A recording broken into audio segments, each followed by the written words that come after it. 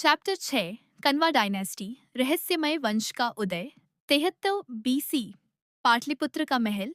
अंतिम शुंग शासक देवभूति अपनी विलासिता में डूबा हुआ था और सत्ता असल में उसके मंत्री वसुदेव के हाथों में थी। देवभूति इतना कमजोर हो चुका था कि राज्य पर उसका कोई नियंत्रण नहीं बचा था। यही समय था जब उसका प्रधानमंत्री वसुदेवा कन्वा ने राज्य की बागडोर खुद संभालने का फैसला किया। कान्व वंश की स्थापना, देवभूति की हत्या, वसुदेव ने स्वयं को राजा घोषित किया, यही शुरू हुआ।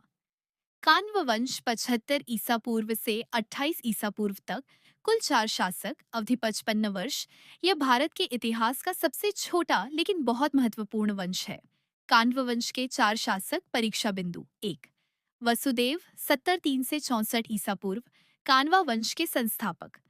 मौर्य और शुंग प्रशासन को पुनर्जीवित करने की कोशिश, स्थानीय गवर्नरों को मजबूत किया, राजकोष को व्यवस्थित किया, यवन, इंडो ग्रीक और शक आक्रमणों को रोका, दक्षिण भारत की राज्यों से संबंध बनाए। यह वो समय था जब उत्तर भारत में राजनीतिक अस्थिरता बहुत ज्यादा थी। कान्वा रूलर्स ने छोटी अवधि में भी स्टेबिलिटी लाने की कोशिश की।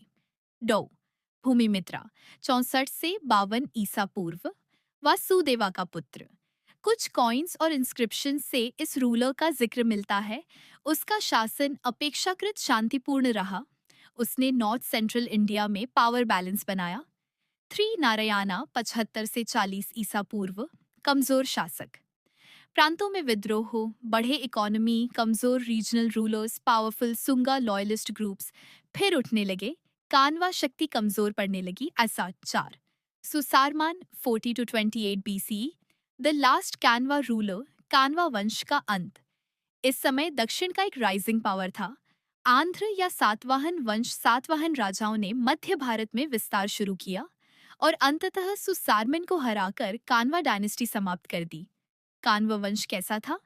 Summary first exam details. राजनीतिक रूप से अल्पकालिक, कमजोर प्रशासन, सत्ता मंत्रियों के हाथ में, प्रांतों पर पकड़, कम सांस्कृतिक और धार्मिक स्थिति। ब्राह्मण धर्म का संरक्षण, परंपरागत यज्ञ जारी, बुद्धिस्ट और जैन धर्म भी कोएग्जिस्ट कर रहे थे। 8 में सरलता, लकड़ी और मिट्टी की मूर्तियां।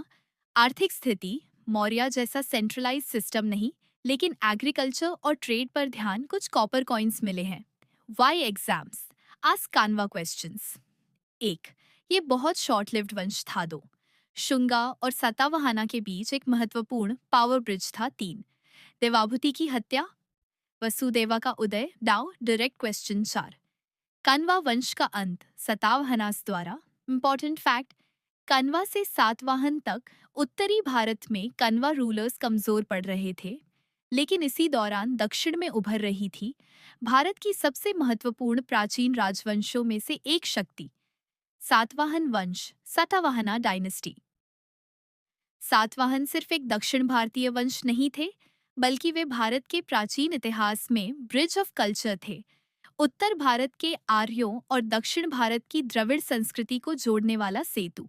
ये आपका वीडियो अगले बड़े हिस्से की शुरुआत है। चैप्टर 7 सातवाहन वंश का परिचय। उत्तर भारत में जब शुंग और कान्व वंश राजनीतिक अस्थिरता से जूझ रहे थे, उसी समय दक्षिण भारत के दक्कन क्षेत्र में उभर रही थी एक नई शक्ति, सातवाहन वंश, जिसे आंध्र वंश के नाम से भी जाना जाता है। डेक्कन प्लेटो, महाराष्ट्र, तेलंगाना, आंध्र